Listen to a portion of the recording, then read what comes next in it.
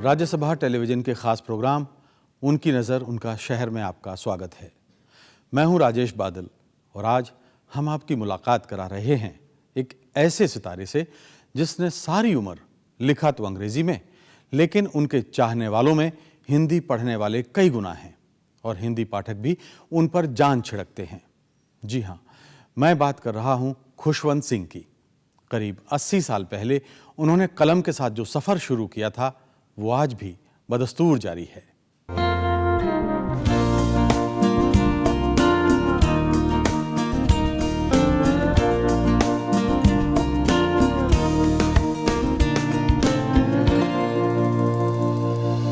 अमीर खानदान, दूर दूर तक फैला था नाम। इलाके भर में रईसी ठाठ बाट के किस्से सुनाए जाते थे। करीब 100 साल पहले किसी परिवार के हजारों कारिंदे हों तो उसकी हैसियत किसी महाराजा से कम क्या होगी। शानो शौकत भरे इस माहौल में पले बढ़े थे खुशवंत।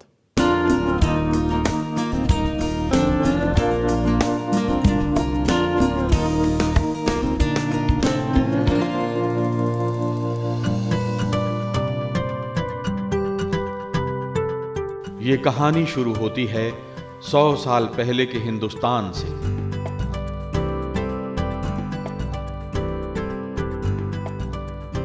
पंजाब के लाहौर और राजस्थान के बीच बसा एक गांव हडाली।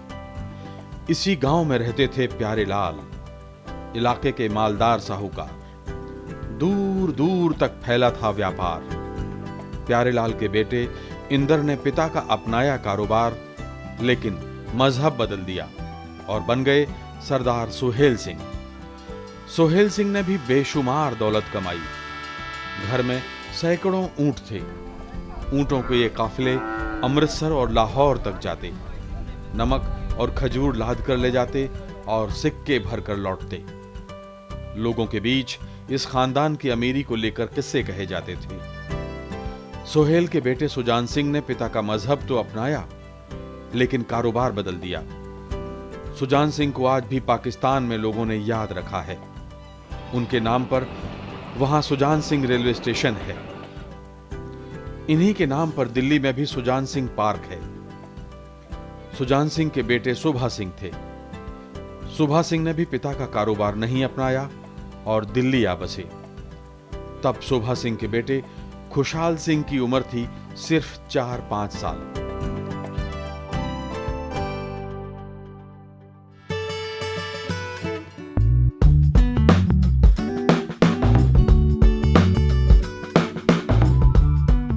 सुभा सिंह ने दिल्ली के सब्जी मंडी इलाके में एक सूत मिल खरीदी। मिल चली नहीं और ताला पड़ गया, लेकिन सुभा सिंह की ठेकेदारी चल निकली और परिवार आ गया पुरानी दिल्ली से नई दिल्ली। खुशहाल सिंह थोड़ा समझदार हो गया था। घर के लोग प्यार से शाली बोलते, मगर दोस्त इसी नाम से खुशहाल को चिढ़ाते भी थे। खुशहाल को यह खराब लगता था और उसने बड़े भाई भगवंत सिंह के नाम से मिलता जुलता नाम रख लिया, खुशवंत सिंह। बस तब से आज तक दुनिया खुशहाल सिंह को खुशवंत सिंह के नाम से जानती है। क्या आपको याद है किसी ने अपना नामकरण खुद किया हो? शायद लाखों या करोड़ों लोगों में से कोई होगा। हडाली की यादें खुशवंत सिंह के ज़हन में आज भी ताजा हैं। पैदाइश मेरी एक छोटे से गांव, इसका नाम हडाली, ज़्यादातर मुसलमान बलोच का गांव था। इसमें सिर्फ 5-6 सिखों के घर, कुछ हिंदुओं के घर और बिल्कुल रेतीला टब वहाँ मैदान रहता था। कुछ उगता नहीं था सिवाय कुछ खजूर के पेड़। उन दिनों दरियागंज में मॉडर्न स्कूल हुआ करता था। खुशवंत की पढ़ाई इसी स्कूल से शुरू हुई। दिल्ली में तब ट्राम चलती थी।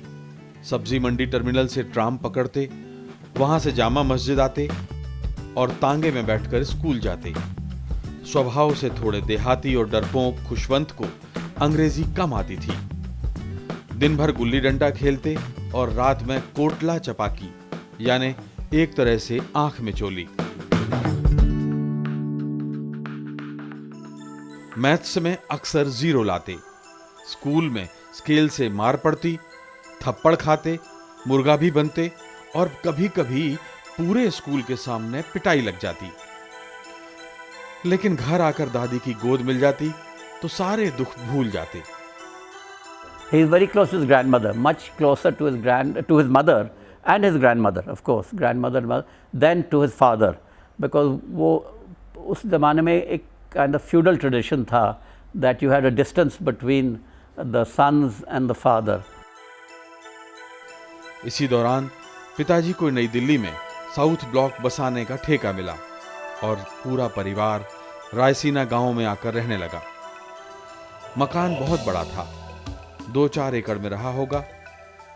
पिताजी का कारोबार कितना बड़ा था, इसका अंदाजा इस बात से आप लगा सकते हैं कि करीब 6000 कारिंदे और दर्जनों मुनीम और क्लर्क उनकी सेवा में थे। आज के राष्ट्रपति भवन के आसपास उन दिनों सड़कों पे बिजली भी नहीं थी। गीदड़ दिन रात चिल्लपों मचाते, रात में झींगुर बोलते और चौकीदार जागते रहो की टेर लगाते। हमारा खून इस शहर में है, नई दिल्ली में। साउथ ब्लॉक सेक्रेटेरिएट जो मेरे पिताजी ने बनाया, उसके एल्कोव में एक पत्थर लगा हुआ है संगमरमर का, जिस पे नाम लिखे हुए हैं उन लोगों के जिन्होंने इसको बनाने में मदद ली, ठेकेदारों के नाम हैं। सबसे ऊपर नाम मेरे पिताजी का है, सरदार बहादुर शोभा सिंह। पिताजी ने इसी बीच जंतर मंतर पर कोठी बनवाई। कुछ साल बाद उनका मन इस कोठी से भी भर गया और आज के 30 जनवरी मार्ग पर उन्होंने पुरानी कोठी से भी बड़ी हवेली बनवाई, जो बाद में त्रावणकोर के महाराजा को बेच दी। उस वक्त ये बहुत बड़ा मकान था, इसका बाग बहुत बड़ा था। पीछे सब्जियों का एक बाग था, अस्तबल थे घोड़ों के और नौकर घर थे। ये मकान फिर उन्होंने बेच दिया महाराजा ट्रेवनकोर को और अब ये केरला गवर्नमेंट ने ले लिया है, केरला हाउस से। मैं यहाँ आज 50 साल के से ज़्यादा के ऊपर हो गए हैं मुझे यहाँ आए, मगर अंदर जाने को जी नहीं चाहता।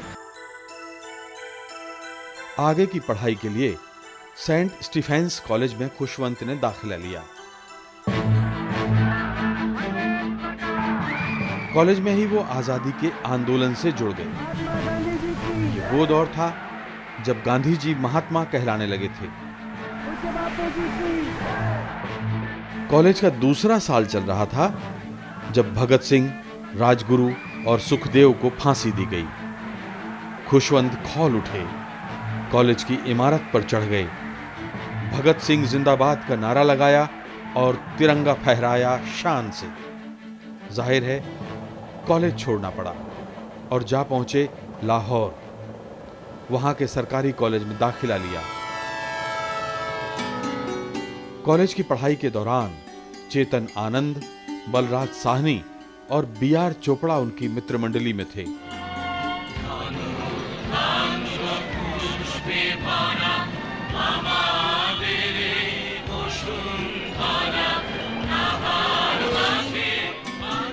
इस बीच सितार सीखने और चित्रकला की धुन सवार हुई। जा पहुंचे कोलकाता और शांति निकेतन में एडमिशन लिया। वहां गुरुदेव रविंद्रनाथ टैगोर से मुलाकातें हुईं। कुछ समय बाद चित्रकला से मोहभंग हो गया, लेकिन सितार सीखते रहे। इसी बीच तबीयत खराब हुई तो वापस लाहौर आ गए। पढ़ाई अस्त व्यस्त हो चुकी थी। पिताजी ने लंदन यूनिवर्सिटी में पढ़ने भेज दिया। किसी तरह 3rd डिवीजन में बीए कर लिया। ये 1934 का साल था। पढ़ाई के दौरान घर की याद सताती। खुशवंत घंटों रोते रहते। घर के लोग भी सोचते, आखिर ये लड़का क्या करेगा। खुशवंत हरदम बकबक करते रहते थे, इसलिए घर के लोगों ने उन्हें वकील बनाने का फैसला किया। लंदन में खुशवंत कानून की पढ़ाई करने लगे।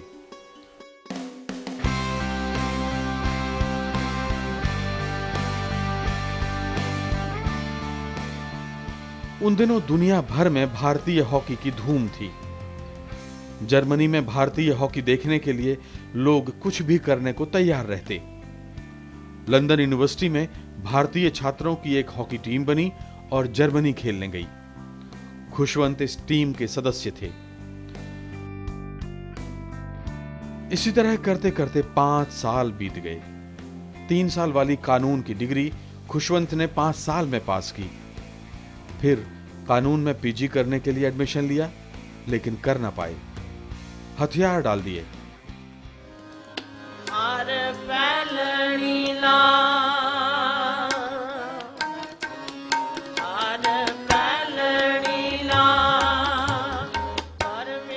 हाँ, एक बड़ी बात हो गई।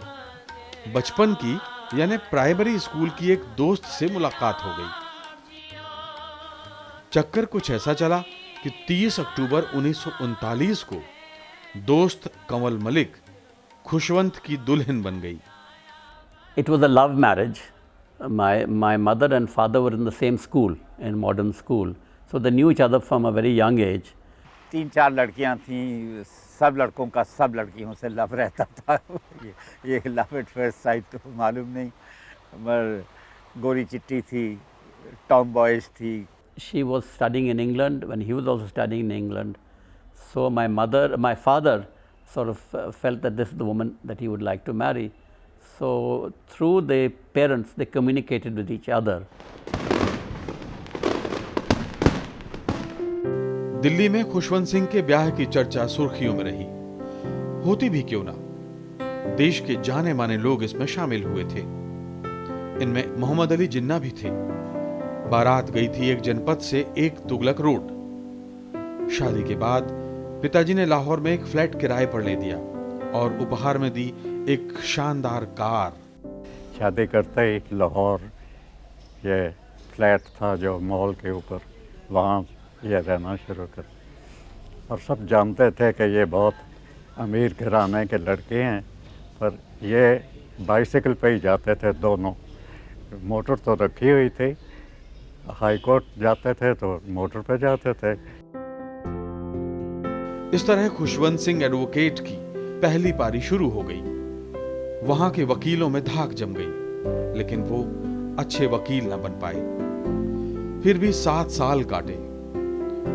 5 साल कानून की पढ़ाई और 7 साल की फ्लॉप वकालत। कुंठा और हताशा ने चिड़चिड़ा बना दिया। He practiced law in Lahore for about, I think, 2 or 3 years, but he didn't like it. कुछ चल भी पड़ी मेरी प्रैक्टिस, मुझे यकीन है कि मगर मैं अड़ा रहता वहाँ, तो हाई कोर्ट सुप्रीम कोर्ट पहुँचना मुश्किल नहीं था। कई मेरे से भी घटिया वकील वो पहुँच गए सुप्रीम कोर्ट तक। तो मगर मेरी उसमें कतई दिलचस्पी नहीं थी वकालत। पिताजी ने समस्या समझी और लाहौर के लॉरेंस रोड पर एक शानदार बंगला खरीद कर दिया। खुशवंत ने एक और जोर लगाया। कॉलेज में पार्ट टाइम कानून पढ़ाने लगे, लेकिन नतीजा वही, ढाक के 3 पात। हताशा हद पार कर जाती तो शिमला या कसौली आ जाते। पिताजी का एक घर वहां भी था।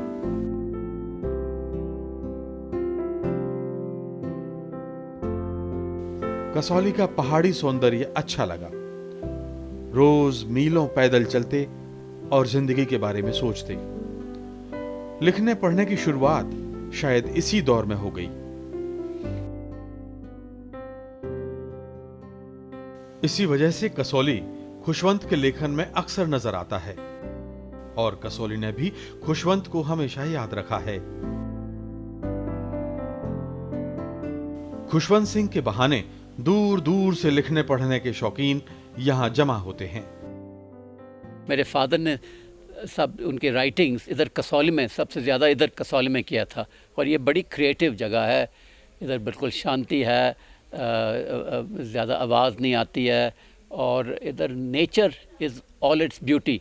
तो ये बड़ी क्रिएटिव जगह है। खुशवंत के नाम एक फेस्टिवल, एक उत्सव और मेरा ख्याल है बहुत ही अच्छा आइडिया है।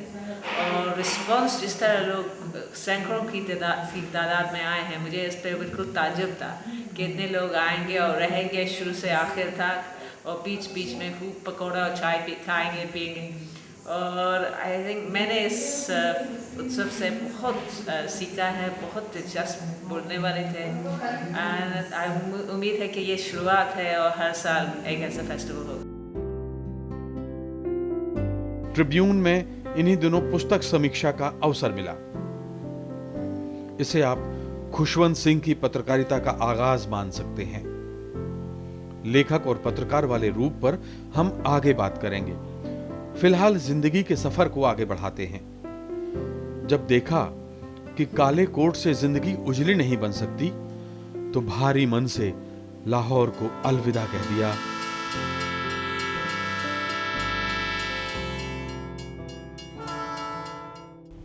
दिल्ली आया, कोई नौकरी नहीं थी और कोई काम नहीं था, और इतना था कि वकालत नहीं करनी।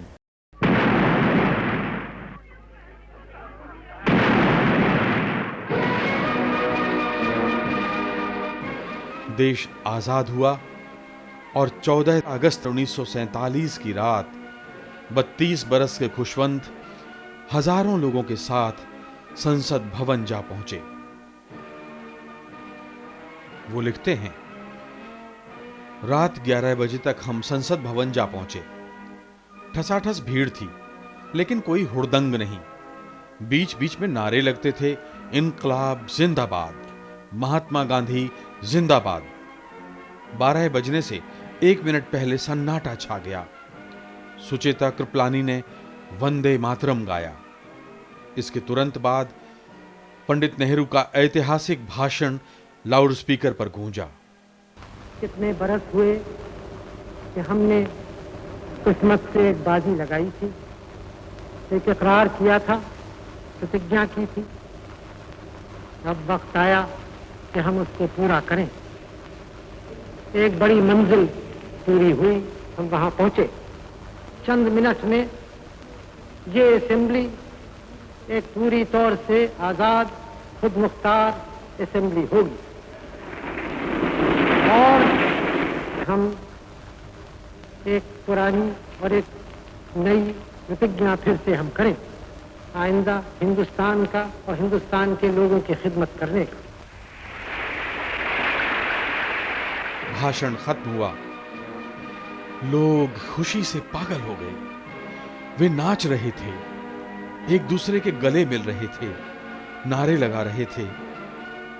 रात 3 बजे घर लौट पाए। अगली सुबह 15 अगस्त की थी। लाल किले पर भारी भीड़ जमा हो गई। आखिरी बिगुल बजा। माउंटबेटन ने यूनियन जैक उतारा। नेहरू जी ने तिरंगा फहराया और बैंड ने राष्ट्रगान बजाया।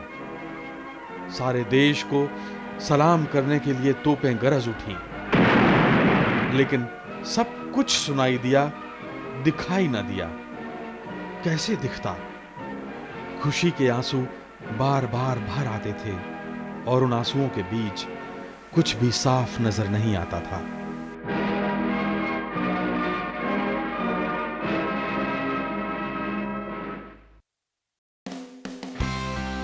अगले दिन फिर वही सवाल, अब खुशवंत क्या करेंगे? इसी बीच मोहम्मद अली जिन्ना ने पिताजी को संदेश भेजा कि वो खुशवंत को लाहौर में रहने के लिए मना लें। दरअसल जिन्ना लाहौर हाई कोर्ट में खुशवंत सिंह को जज बनाना चाहते थे। I was assured by Jinnah personally to stay on in Lahore. He wanted to make me a High Court judge. लेकिन किस्मत मेहरबान हो तो कौन रोक सकता है। लंदन के इंडिया हाउस में सूचना अधिकारी के पद पर काम करने का प्रस्ताव मिला। अंधा क्या चाहे, 2 आंखें। खुशवंत ने ज्वाइन कर लिया। कुछ दिनों के बाद कनाडा तबादला हो गया। जब महात्मा गांधी की हत्या हुई, खुशवंत कनाडा में ही थे। शोक सभा हुई तो दूतावास में राष्ट्रगान की रिकॉर्डिंग तक नहीं थी। नए नए आजाद हुए देश को छोटे छोटे इंतजाम के लिए जूझना पड़ रहा था। बहरहाल शोक सभा में पियानो पर खुशवंत सिंह ने राष्ट्रगान की धुन बजाई। घटना चक्र ऐसा घूमा कि तबादला फिर लंदन हो गया। यहां वो पंडित नेहरू के संपर्क में आए। नेहरू जी के साथ खुशवंत सिंह को नए अनुभव हुए। आ बैल मुझे मार की तर्ज पर खुशवंत सिंह को भी मुसीबत मोल लेने की आदत पुरानी थी, लिहाजा एक बार फिर हाथ में इस्तीफा नाच रहा था।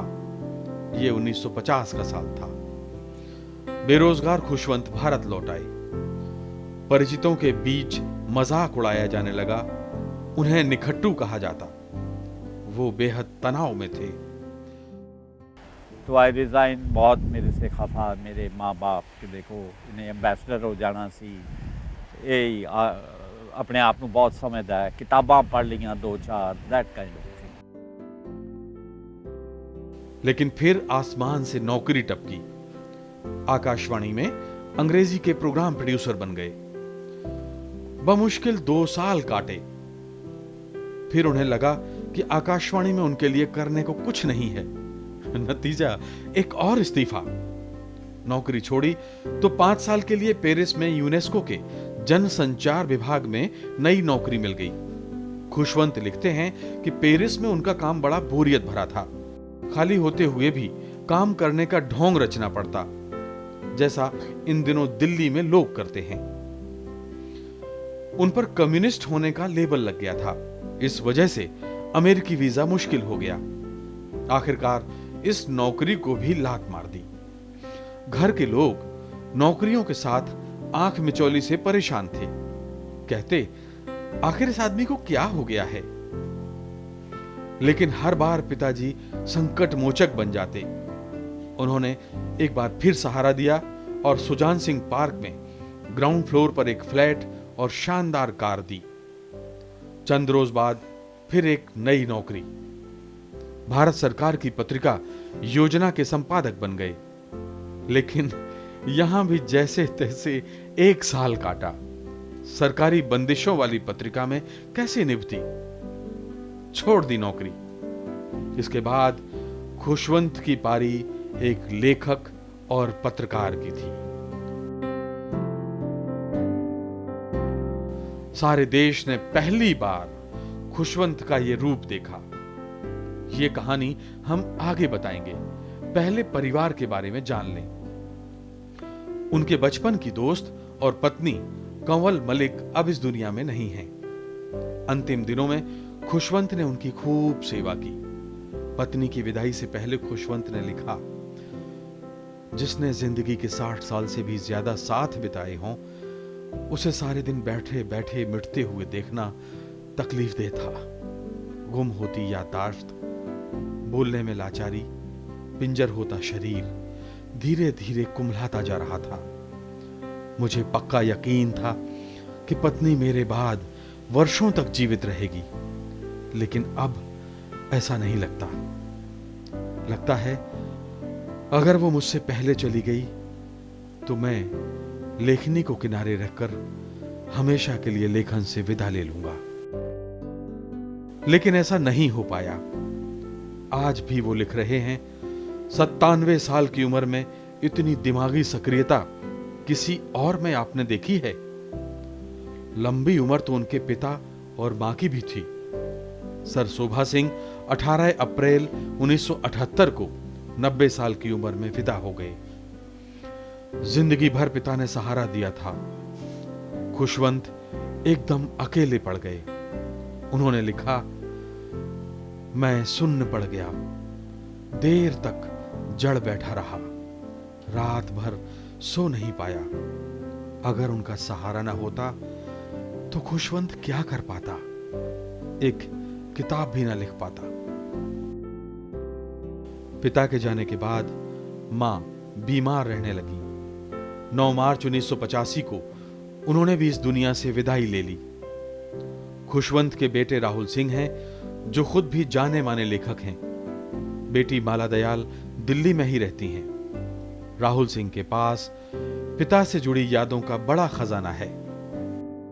He is much more conservative than the image of him. The image of him is, you know, very क्या कहते हैं, very unorthodox, very bohemian, जैसे कहते हैं ना bohemian, but in fact he is quite an orthodox.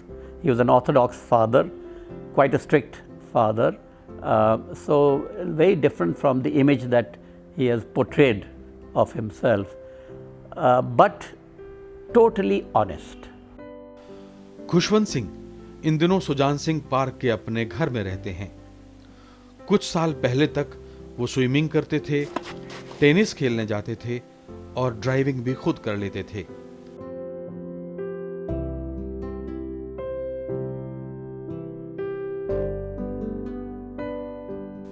लेकिन अब देह थकने लगी है, इसलिए बाहर निकलना करीब करीब बंद है। किसी फौजी की तरह उनका दिन घड़ी की सुई के साथ बंधा हुआ है। वो उसमें कोई दखल पसंद नहीं करते। चाहने वालों को हर हफ्ते उनका कॉलम पढ़ने को मिलता है। हर हुनर के महारथी उनसे मिलने रोज आते हैं और मिलने का वक्त एकदम तय होता है। You are my hero, and you are also, you have been my professor, and so I was very keen that this book I must present because this is my autobiography. Well read, well praise, as they say. और अब वक्त है एक break का। Break के बाद देखेंगे खुशवंत के नए नए रूप।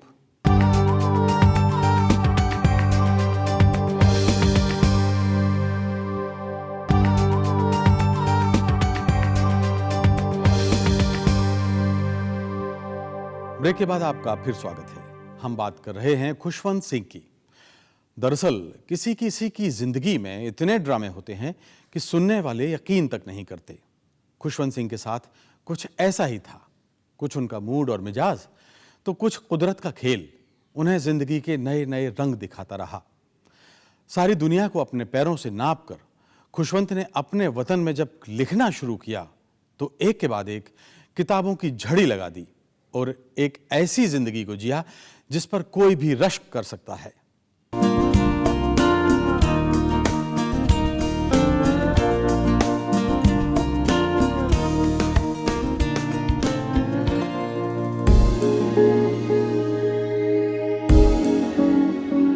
हम आपको बता चुके हैं कि लौट के बुद्धू घर को आए वाले अंदाज में खुशवंत सिंह योजना मैगजीन की नौकरी छोड़कर दिल्ली में पिताजी के दिए घर में आ बसे थे।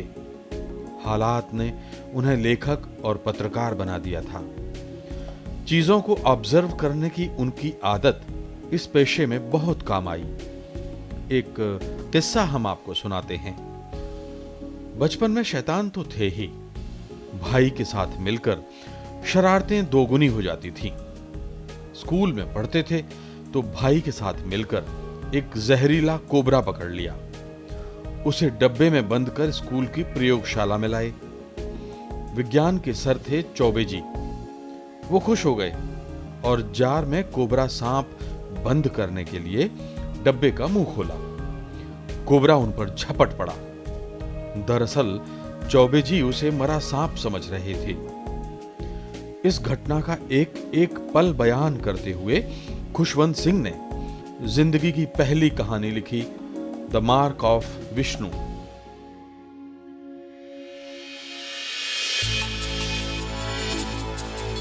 न्यूयॉर्क की ये हार्पर्स मैगजीन में कहानी छपी। बाद में जब लाहौर में वकालत नहीं चली तो निठल्लेपन के दौर में कुछ और कहानियां लिखी।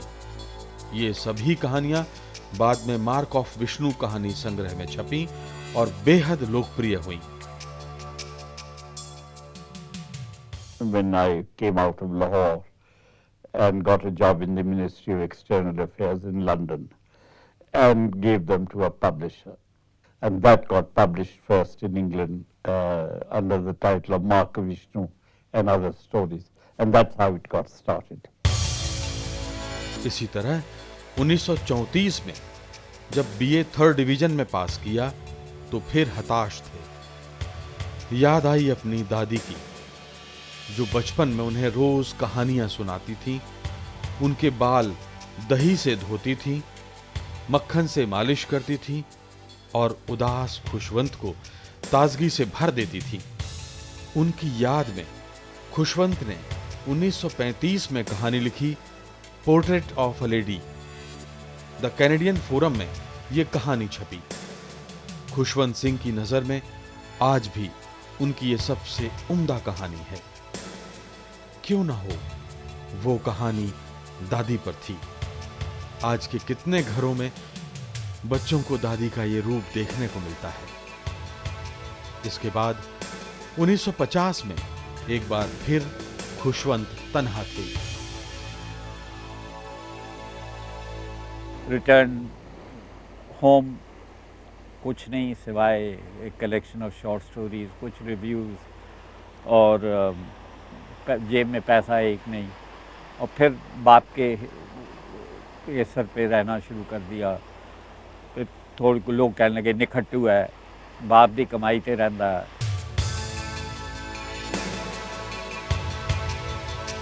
पिताजी का एक घर भोपाल में भी था, वहां की खूबसूरत बड़ी झील के किनारे। उदास खुशवंत ने झील के किनारे बैठकर अपना नायाब कोहिनूर रचा। ये एक उपन्यास था, नाम था मनोमाजरा। भारत और पाकिस्तान के बंटवारे पर यह उपन्यास केंद्रित था। इंग्लैंड में यह उपन्यास छपा ट्रेन टू पाकिस्तान के नाम से। 50 साल बाद भी यह उपन्यास भारतीय साहित्य में बड़े सम्मान से पढ़ा जाता है। इस पर जानी मानी फिल्म निर्देशिका पैमेला रुक्स ने फिल्म भी बनाई थी। अफसोस, पैमेला कम उम्र में ही इस दुनिया से चली गई। लेकिन हम आपको दिखाते हैं इस फिल्म के कुछ अंश।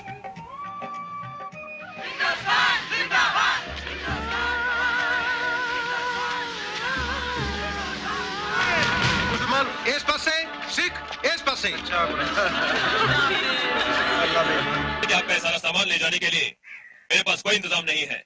अब जो सामान आपके हाथ में है सिर्फ वही ले जाने की इजाजत है। साहब जी, ये सारा सामान इन्हां दा पिछे किवें छड़ सकते हैं? हिफाजत कौन करूं? बहस मत करो, ये बहस करने का वक्त नहीं है। 5 मिनट देता हूँ इन ट्रकों में सवार होने के लिए। जो चढ़ गया वो चला जाएगा, जो नहीं चढ़ सका वो छूट जाएगा।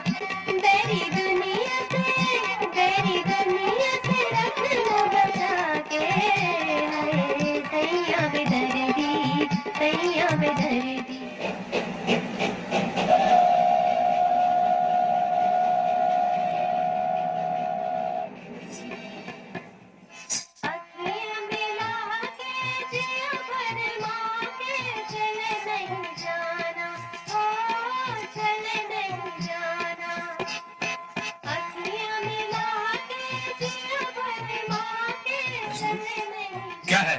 इंस्पेक्टर साहब कुछ लोगों के साथ आपको मिलने आए हैं। ये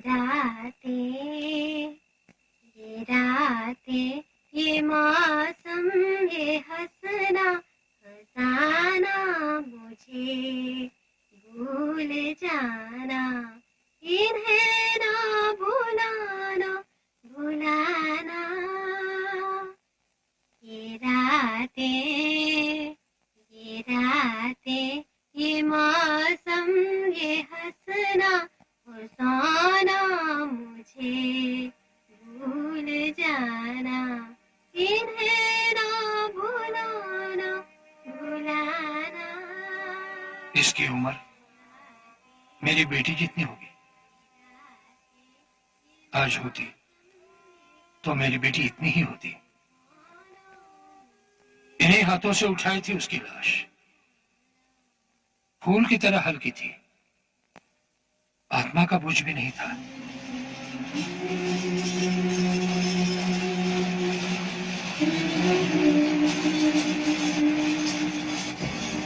Millions of refugees were pouring out of Pakistan into India and from India into Pakistan. The experience was something that haunted me. And I started making notes. I said, this must be put on record. That's why I don't call Train to Pakistan a novel. It's really a documentary. जिंदगी जब बार बार नाकामी देती है तो इंसान अक्सर धर्म और ईश्वर पर भरोसा छोड़ देता है। खुशवंत के साथ भी यही हुआ था, लेकिन वो अपने सबसे खराब दिनों में शानदार लेखन कर रहे थे।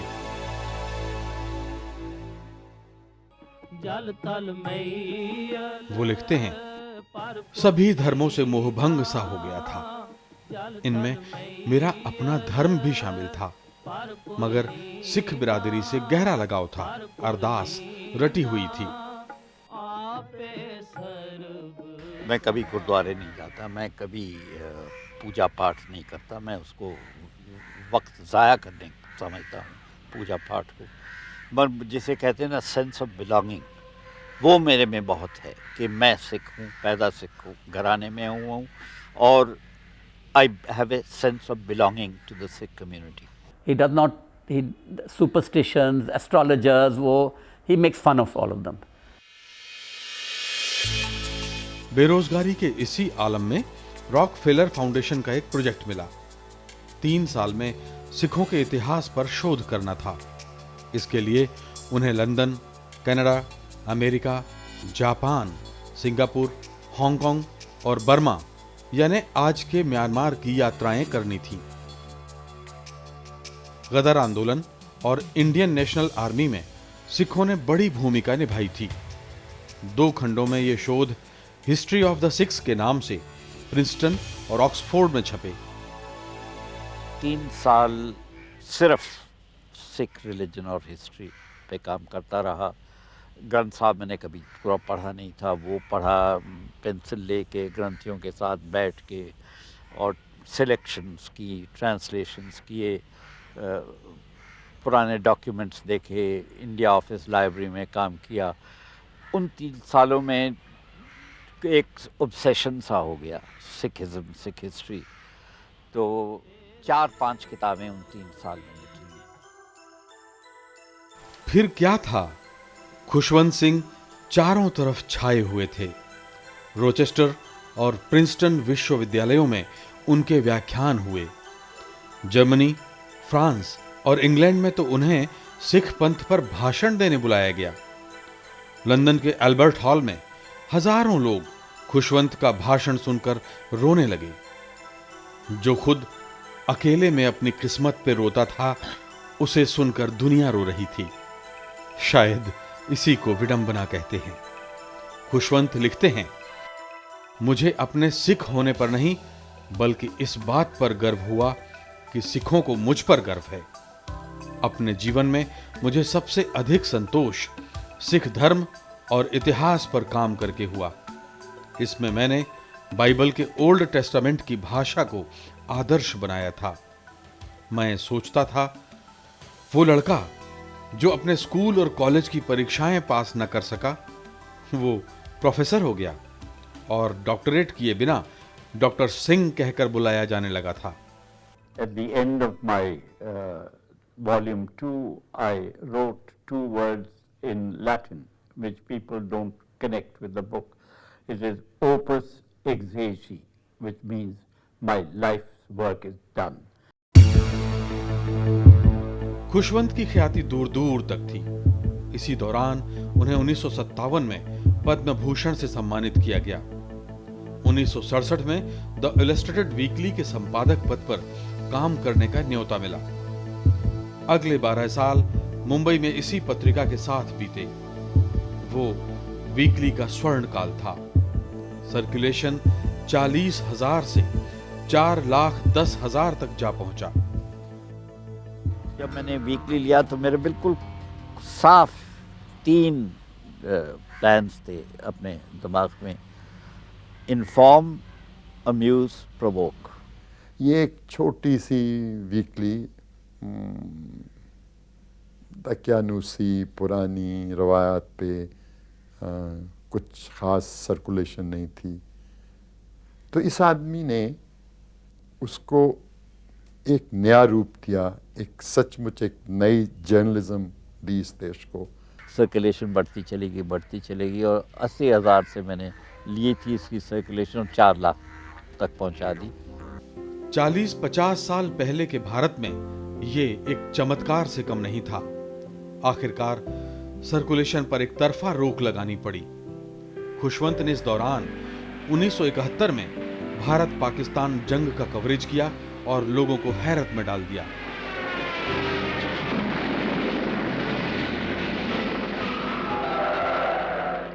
वो पाकिस्तान गए, जनरल टिक्का खां, जुल्फिकार अली भुट्टो और पर्दे की परियों में से एक बेगम पारा के साक्षात्कार लेने वाले पहले भारतीय पत्रकार बने। यही नहीं, जब इस्लामाबाद जेल में भुट्टो को फांसी दी गई तो भारत की तरफ से वो अकेले पत्रकार थे जिन्होंने ये दृश्य देखा और उसकी रिपोर्टिंग की।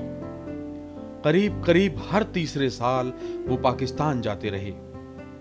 वहां वो इतने लोकप्रिय थे कि सड़क चलते आम आदमी उन्हें पहचानता था। टैक्सी वाला किराया नहीं लेता था और दुकानदार कोई भी चीज खरीदने पर मूल्य नहीं लेते थे। वहाँ तो गांव में तो मुझे मालूम नहीं था कि मुझे कैसे क्या रिसेप्शन होगा, मगर वहाँ तो मैं 3 बजे दोपहर को पहुँचा, आतिशबाजियाँ और फूल और हार और खुशामदीद और स्पीचेस मेरे जब मुझे कहा बोलने को, मैं बोल नहीं पाया, मेरे आँख भर गई, गला रुक गया बिल्कुल। वैसे तो यूरोप के अनेक देशों में उन्हें लोग यूं ही पहचान लेते हैं। ये लोकप्रियता खुशवंत के सर चढ़कर बोली, उन्हें नशा हो गया। वो लिखते हैं, कामयाबी से मेरा दिमाग चढ़ गया था। मेरा ख्याल था जिस दिन वीकली छोड़ दूंगा उस दिन उसका पतन शुरू हो जाएगा। लेकिन ये उनका भ्रम था। वीकली से उनकी विदाई तकलीफदेह थी। एक दिन एक चिट्ठी मिली और वो वीकली के संपादक नहीं रहे। I thought the weekly was my child, मेरा बच्चा है, मैंने पाला है। और ये गलती थी, बच्चा तो मालिकों का था, उन्होंने जब हटा दिया। खुशवंत सदमे में थे और तब अल्लामा इकबाल के इन लफ्जों ने उन्हें हौसला बख्शा। जहां में अहले ईमान सूरते खुर्शीद जीते हैं, इधर डूबे उधर निकले, उधर डूबे इधर निकले। उन्होंने भावुक विदाई लेख लिखा। उसमें उन्होंने लिखा था, वीकली में बल्ब के रूप में मेरा प्रतीक अब आपको नहीं दिखेगा। इसके बाद खुशवंत को मुंबई याद आता रहा, वहां के लोग याद नहीं आए। लेकिन अब तक खुशवंत को किसी नौकरी की दरकार नहीं थी। कुछ महीने आराम किया, फिर लगभग साल भर नेशनल हेराल्ड के संपादक रहे। एक और पत्रिका दिल्ली से संबद्ध रहे, सूर्या के सलाहकार संपादक रहे और 32 बरस पहले यानी 1980 में हिंदुस्तान टाइम्स के संपादक की जिम्मेदारी भी स्वीकार की। यह उनकी कलम का कमाल था कि इसी दौर में वो राज्यसभा के सदस्य मनोनीत हुए। इसके बाद खुशवंत सिंह सिर्फ खुशवंत सिंह हैं।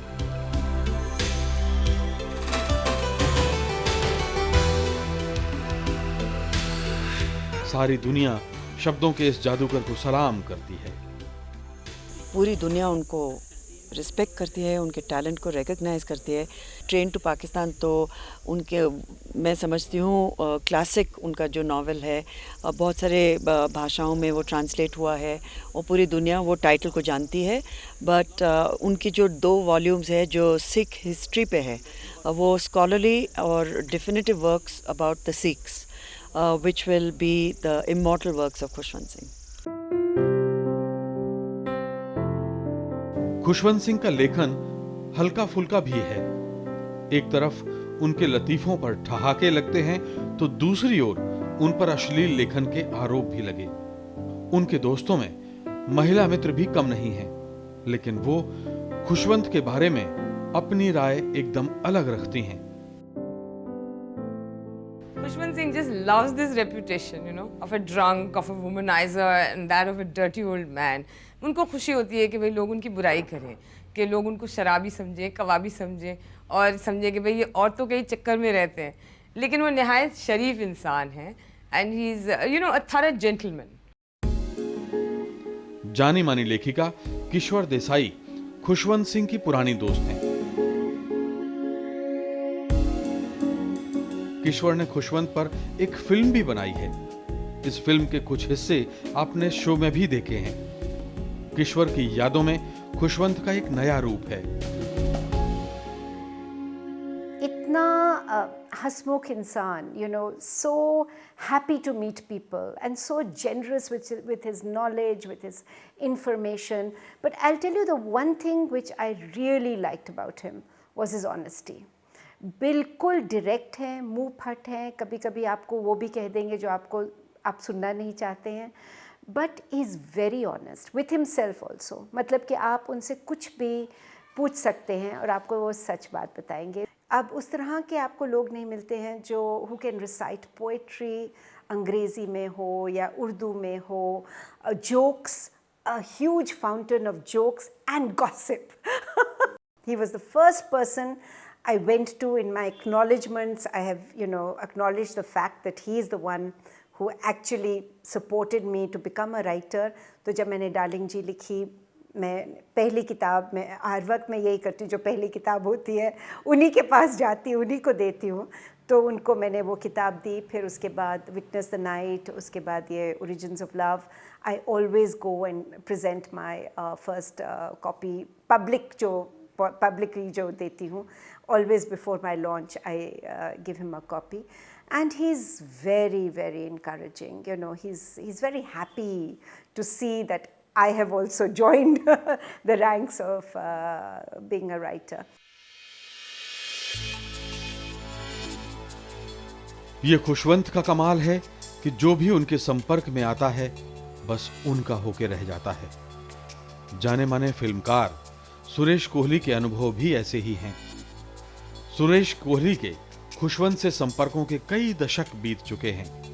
उनके कैमरे में भी खुशवंत के कई कोण नजर आते हैं। खुशवंत सिंह अपने आप में एक बड़ी वाइब्रेंट पर्सनैलिटी है और कोई वल्नरेबल एस्पेक्ट अपनी पर्सनैलिटी का वो आपके सामने लाने नहीं देते। वो आपको हंसते हुए मिलेंगे, उससे मजाक करते हुए बातें करते हुए, सीरियस बातें भी यूँ कह के चल देंगे। जो डेडिकेशन और जिस डिसिप्लिन और जिस सीरियसनेस के साथ वो लोग लिखते हैं, एक प्रॉपर उनका स्केड्यूल बना हुआ है, उससे टच से बस नहीं होते। दिल्ली के जाने माने प्रकाशक अशोक चोपड़ा खुशवंत के रंग में कुछ यूं रंगे कि किसी और दोस्त का रंग उन पर न चढ़ा। Nani Palkiwala was certainly my godfather, but Khushwant is the God whom I worship every morning.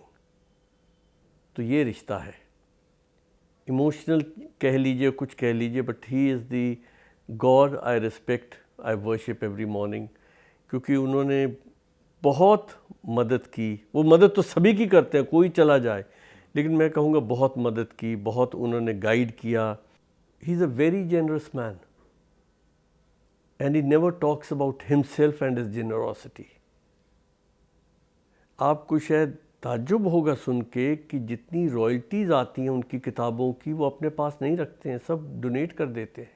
All his books are popular, particularly his books which are original works and not part of his columns, which are his original books, like his fiction, his non-fiction, his translations of the scriptures, and even his translation of Amrao Jan or Ruswa Zumrao Janada, or his translation of Iqbal's Shikwa or Jawab-e-Shikwa. So these are evergreen books now. They will become classics one day. They're already, I don't know how many reprints they would have gone into. Shikwa or Jawab-e-Shikwa, I think, has already gone into over 25 reprints. योजना आयोग की सदस्य सईदा हामिद भी कलम के इस बाजीगर की मुरीद हैं। आज भी वक्त मिलता है तो खुशवंत के साथ बेहतरीन शाम बिताने का कोई मौका नहीं छोड़ती। मुझे याद है छोटी बच्ची मैं खेलने बाहर गई तो लड़कियों ने मुझसे जब मेरा नाम जाना तो मुझसे खेलने से इनकार कर दिया और कहा ये तो मुसलमान है, इसके साथ हम नहीं खेलेंगे। वो ज़माना बहुत टेंशन का ज़माना था। तो मैं फिर 2-3 दिन तक मैं बाहर गई नहीं। तो मेरे पिताजी ने मुझसे पूछा कि क्यों नहीं जा रही हैं आजकल? तो मैंने कुछ नहीं बहाना बनाया, बच्चे अपनी असलियत नहीं बताना चाहते। तो फिर और प्रोब किया तो मैंने कहा कि अच्छा, मैंने बताया उनको। तो मेरे वालिद उनको जानते थे, तो मुझे उनके घर लेके गए और तो खैर मिलाया उनसे। तो उन्होंने, छोटी बच्ची थी, तो उन्होंने कहा कि ऐसा ऐसा हुआ है। तो बहुत हंसे और कहा कि अच्छा ये हुआ है इसके साथ, अच्छा इससे कहो कि इसको लिख डाले। तो मैंने बहुत हेजिटेट, अपनी ये बात भी खोल के लिख भी दूँ। बहरहाल मैंने लिखा, और जो लिखा तो वो एक शंकर्स वीकली उस ज़माने में एक बच्चों का एनुअल इशू होता था, उसमें वो न सिर्फ छपा, उसको इतनी प्रोमिनेंस मिली। और जब उसका प्राइज़ डिस्ट्रीब्यूशन हुआ तो मेरे ख़्याल में इस देश का कोई अखबार नहीं था जिसने मेरी और पंडित जी की तस्वीर न छापी हो। सिर्फ उन्होंने बस वो सिंगल आउट किया क्योंकि ये एक कम्युनल इंसिडेंट, एक छोटी बच्ची की ज़बानी। तो वहाँ से जो खुशवंत जी से मेरा सिलसिला शुरू हुआ, तो आज तक मैं कहती हूँ थैंक गॉड, अल्लाह और भगवान का शुक्र है कि आज तक वो कड़ी हमारी बरकरार है। वाइन, विमेन एंड सॉन्ग, ये उन्होंने अपना एक पर्सोना बना रखा है। और बहुत जल्दी मुझे खैर बहुत जल्दी यानी कि बीच में काफ़ी अरसे तक मैं जब हिंदुस्तान से बाहर रही तो उतने अरसे हम मिले नहीं, मगर अंदाज़ा मुझे इस बात का हो गया कि वो उनका पर्सोना है, उन्होंने एक इमेज बनाई है। मगर जो अंदर के खुशवंत हैं वो एक और ही एंटिटी हैं, वो एक और ही नई शय है। दिल्ली के प्रमोद कपूर उन भाग्यशाली लोगों में से हैं जिन्हें दुनिया के इस बेजोड़ सितारे की सोहबत हासिल है। वो केवल खुशवंत की किताबों के प्रकाशक ही नहीं हैं, बल्कि उनके शब्दों के सफर के साक्षी भी हैं। अपने आप में बड़े unique author, personality, human being, जो भी आप कह लें वो हैं। और ये मैंने ज़रूर देखा कि कुछ सब्जेक्ट हैं जो इनको बिल्कुल दिल से अच्छे लगते हैं। जैसे नेचर पर, ये अगर इनसे कुछ बात करने लगी दिल्ली में सीजन्स की या ट्रीज़ की या बर्ड्स की, तो उसमें ये इनके पास सब कुछ है, ये सब कुछ जानते हैं और इतनी खुले दिल से वो पूरी चीज़ें बताएंगे। एक किसी चिड़िया को भी दिन भर अगर इन्होंने देखा है और उसका मूवमेंट देखा है, उसकी बिहेवियर देखा है, तो वो सब कुछ याद रहता है। तो एक नेचर इनका जो है, that's a very strong subject. सदाबहार खुशवंत आज भी सदी के दस्तावेज की तरह हमारे बीच मौजूद हैं। करीब करीब 100 साल का सफर देखने वाले दुनिया में आखिर कितने लोग बचे हैं? शायद ही कोई हो। सरदार खुशवंत सिंह, हम आपको सलाम करते हैं।